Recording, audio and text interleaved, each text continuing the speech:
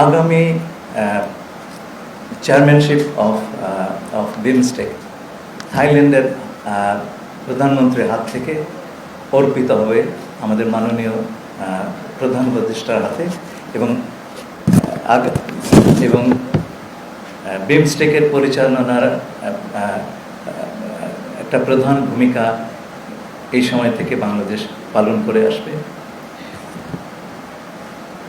এই সম্মেলনকালে মাননীয় প্রধান উপদেষ্টা বিমস্টেকের বিভিন্ন রাষ্ট্রের সরকারের প্রধানদের সঙ্গে আলোচনায় দ্বিপাক্ষিক বৈঠক করবেন। এছাড়াও উনি দুটি অ্যাগ্রিমেন্ট এবং MOU সাইনিংয়ের সময় উপস্থিত থাকবেন। পরশুদিন অর্থাৎ 4 এপ্রিল উনি ঢাকার উদ্দেশ্যে রওনা করবেন। আপনাদের কোনো প্রশ্ন থাকলে আমি আনন্দ চিত্তে তার উত্তর দেব।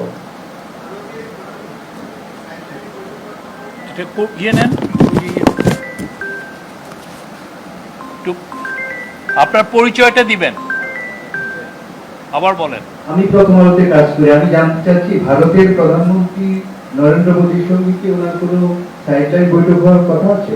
আপনার প্রশ্নের জন্য অত্যন্ত ধন্যবাদ। আমরা এই বৈঠকের জন্য অনুরোধ করেছি সরকারিভাবে। আমাদের আশা করার সঙ্গত কারণ আছে যে বৈঠকটি হওয়ার যথেষ্ট সম্ভাবনা রয়েছে।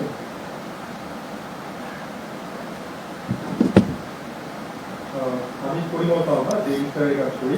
আমার একটা জানার বিষয় যে রিজিওনাল রুটিং আমাদের মধ্যে এই অঞ্চলে আমরা জানি যে সার্ক এখন একটা স্প্লিটিং মোডে আছে, সেটা কারণও আমরা জানি। এবং বিমস্টেকের ক্ষেত্রে যে দেখা যাচ্ছে যে যেটা আপনিও উল্লেখ করেছেন যে 25 বছর হয়ে গেলেও আসলে তেমন কোনো গুরুত্বপূর্ণ ভূমিকা পালন করতে পারেনি। ইভেন দ্য ফ্যাক্ট যে মিয়ানমার ইজ ইন ক্রাইসিস এবং ইন্ডিয়ার সাথে এখনকার আমাদের যে স্ট্রেইন রিলেশনশিপ, যদিও চেয়ারম্যানশিপ পাচ্ছি, কিন্তু অ্যাপার্ট ফ্রম দিস আমরা আসলে কি এক্সপেক্ট করতে পারি? মানে দুইটা ফ্যাক্টর, একটা মিয়ানমার আর একটা আওয়ার রিলেশনশিপ উইথ ইন্ডিয়া। দেখুন, আঞ্চলিক জোটগুলি যে কাজটি করে সেটা হচ্ছে সকল দেশের শক্তিগুলোকে এক জায়গাতে করে বিভিন্ন সমস্যার সমাধানে প্রচেষ্টা চালায়। আমাদের এই অঞ্চলে কানেক্টিভিটি একটা অত্যন্ত প্রধান বিষয়। আঞ্চলিক সহযোগিতা ছাড়া সেটা করা সম্ভব নয়। দ্বিতীয়ত হচ্ছে আমরা এই মুহূর্তে আন্তর্জাতিক অর্থনীতিতে যে অস্থিরতা দেখা দিয়েছে সেটাও এই অঞ্চলের কোনো দেশ, বিশেষ করে ছোট ছোট দেশগুলো এককভাবে তার মোকাবেলা করা অত্যন্ত কঠিন। আপনি যখন জোটবদ্ধভাবে এই সমস্যাগুলোর সমাধানের চেষ্টা করবেন, সমস্যা সমাধানের সম্ভাবনাটাও সেই পরিমাণ বাড়বে। আপনাকে আশাবাদী থাকতেই হবে। এটা সত্যি 25 বছর বিমস্টেকে আমরা উল্লেখযোগ্য ফুটপ্রিন্ট দেখতে পাইনি, কিন্তু সেই সঙ্গে এইবার প্রথমবারের মতন কিছু ফোকাস এরিয়া, এবং সেগুলো খুব প্র্যাকটিক্যাল, সেই ফোকাস এরিয়াগুলো নির্দিষ্ট হয়েছে। আমাদের প্রচেষ্টা থাকবে আগামী দিনগুলোতে এগুলোকে এগিয়ে নিয়ে যাওয়ার বাস্তবসম্মত একটা কার্যক্রম তৈরি করা। মিয়ানমারের কথা বললেন, মিয়ানমারের সমস্যা কিন্তু আজকের নয়, অনেক দিনের সমস্যা। তা সত্ত্বেও আপনার বাকি দেশগুলো, এবং সম্ভবত যখন হোপফুলি ভবিষ্যতের কোনো একটা সময় যখন কিছুটা শান্তি এবং স্বস্তি মিয়ানমারে ফিরে আসবে, আপনি রিজিওনাল কোঅপারেশনের মাধ্যমে যা করতে পারবেন, একক শক্তিতে কোনো দেশের পক্ষে সেটা করা খুবই দুরূহ। সে কারণে আমরা অন্তত আশাটা বজায় রাখবো যে বিমস্টেক তার রোলটা প্লে করবে। আমি একই সাথে একটা প্রশ্ন করতে চাই, সেটা হলো যে অনেক সম্প্রতি চীন ভিজিট থেকে ফেরত আসার পরে একটা বক্তব্য নিয়ে ভারতের বিশেষ করে সেভেন সিস্টার্সের নেতারা অনেক কথা বলছেন। সেভেন সিস্টার্স নিয়ে যে বক্তব্যটা যে Bangladesh is the gateway for seven sisters, এই মন্তব্যটা মূলত এবং তারা বলছেন যে এটা প্রভোকেটিভ।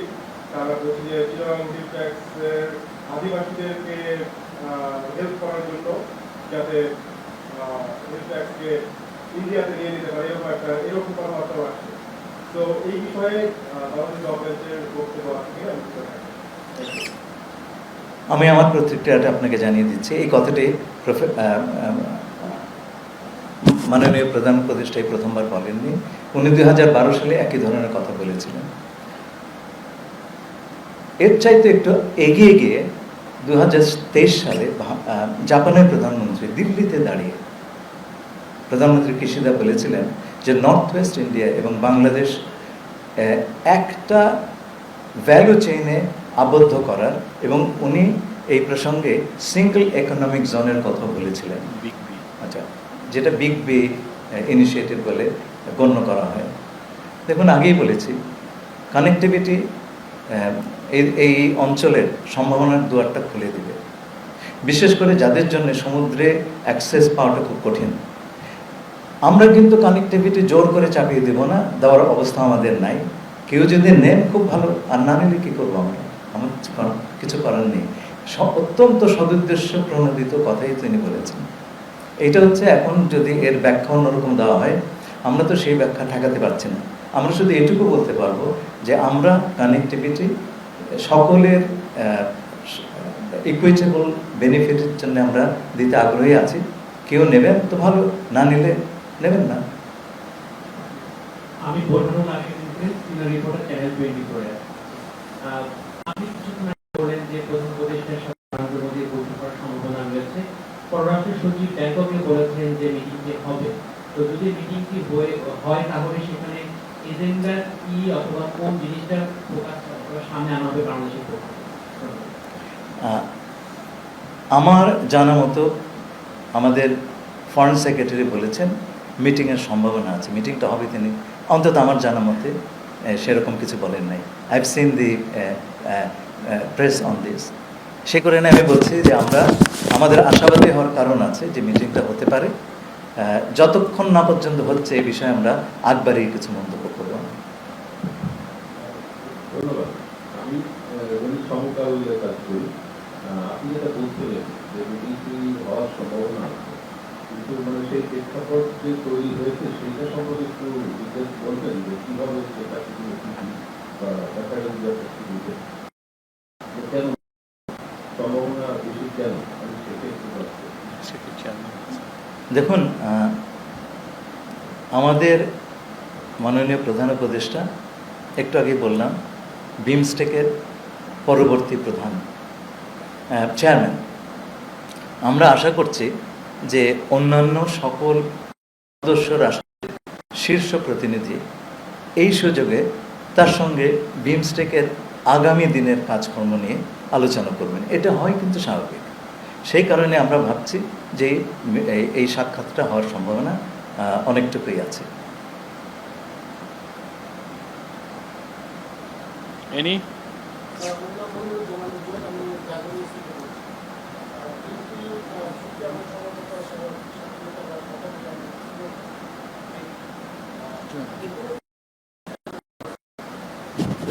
আচ্ছা, একটা বিমস্টেকের একটা অ্যাগ্রিমেন্ট, এটা বিমস্টেকের অ্যাগ্রিমেন্ট হচ্ছে ম্যারিটাইম ট্রান্সপোর্ট কোঅপারেশন, সেটা স্বাক্ষরিত হবে এবং সেই স্বাক্ষর অনুষ্ঠানে আমাদের প্রধান উপদেষ্টা উপস্থিত থাকবেন। সেই সাথে থাইল্যান্ডের সঙ্গে একটা bilateral cooperation on prevention on preventing and fighting against corruption, এটা স্বাক্ষরিত হবে এবং সেই অনুষ্ঠানে আমরা ধারণা করছি থাইল্যান্ডের প্রধানমন্ত্রী এবং আমাদের প্রধান উপদেষ্টা উপস্থিত থাকবেন। ধন্যবাদ। ওদের নারী জার্নালিস্টদের মধ্যে থেকে কোনো কোশ্চেন?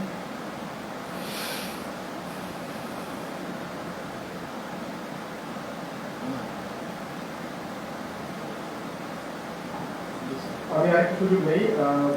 রোহিঙ্গা আগে একটু প্লিজ একটু নারী সাংবাদিক প্রশ্নগুলো। এই যে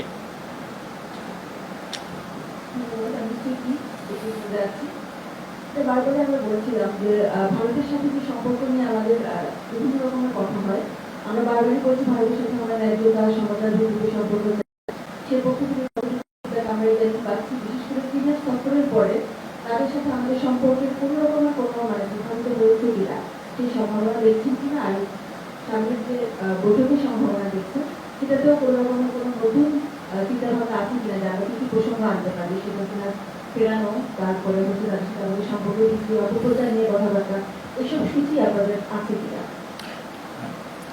আমি প্রথম ভাগের উত্তরটা দিচ্ছি।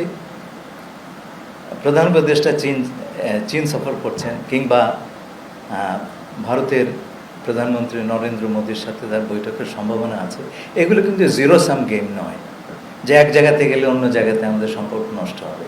আমরা সব জায়গাতে গিয়ে আমাদের সুবিধা অনুযায়ী এবং পারস্পরিক সুবিধা অনুযায়ী যতটুকু এগোতে পারি আমরা সেইটার চেষ্টা করব। সেই কারণে আমরা সকল দেশের সঙ্গে সুসম্পর্ক বজায় রাখতে চাই, কাউকে বাদ দিয়ে আমরা এগোতে চাই না।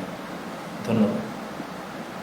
স্যার, যে প্রশ্ন করতে চেয়েছিলাম আর কি, যে আপনি রোহিঙ্গা বিষয়ক আয়োজন নিলেন এবং দেশ থেকে যাচ্ছেন থাইল্যান্ড, মিয়ানমার, বাংলাদেশ, আমরা সরাসরি ভিত্তিক বিমস্টেকের মাধ্যমে রোহিঙ্গা সমস্যার সমাধানে বাংলাদেশের আহ্বান কি থাকে এবং এখানে আসলে বিশেষ কোনো ধরনের আলোচনা রোহিঙ্গা ক্রাইসিস নিয়ে হবে কিনা?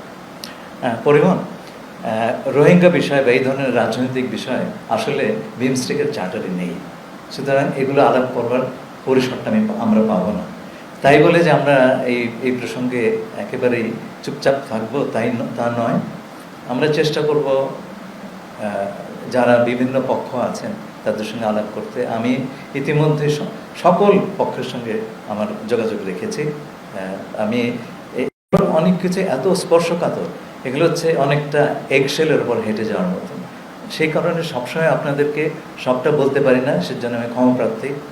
তবে আমাদের যেখানে আমরা সুযোগ পাবো এই বিষয়টি উত্থাপন এবং এগিয়ে নিয়ে যাওয়া, এটা উত্থাপন এখন বড় বিষয় নয়। আপনারা দেখবেন যখন UNHCR এর হেড এলেন, উনি বললেন যে প্রত্যাবাসনের এর একমাত্র সমাধান। সেই পথ ধরে জাতিসংঘের সেক্রেটারি জেনারেল তিনি একই কথা বললেন, এবং আপনি দেখবেন চীনের সঙ্গে যে যৌথ ঘোষণা এসছে সেখানে এক কথাই আছে, প্রত্যাবাসন। এখন প্রত্যাবাসনটা এজেন্ডা, সেইটা কীভাবে আমরা এগিয়ে নিয়ে যেতে পারি সেই কথাটাই সবার সঙ্গে হবে।